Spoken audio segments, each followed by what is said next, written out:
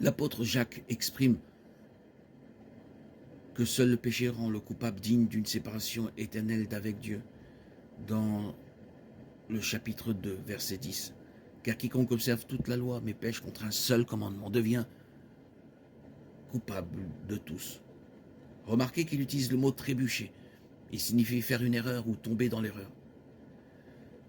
Jacques dépeint le portrait d'une personne qui essaie de faire ce qui est juste et qui pourtant peut être involontairement commet un péché. Quelle en est la conséquence? Dieu, par l'intermédiaire de son serviteur Jacques, déclare que lorsqu'une personne commet même un péché involontaire, elle est coupable d'avoir enfreint la loi entière. Une bonne illustration de ce fait est de se représenter une grande fenêtre et de comprendre que cette fenêtre est la loi de Dieu. Peu importe qu'une personne jette un tout petit caillou à travers la fenêtre ou plusieurs gros rochers, le résultat est le même. La fenêtre est brisée. De la même manière, peu importe qu'une personne commette un petit péché ou plusieurs péchés énormes, le résultat est le même.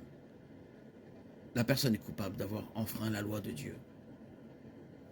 Et le Seigneur déclare qu'il ne laissera pas le coupable impuni. Nahum 1.3.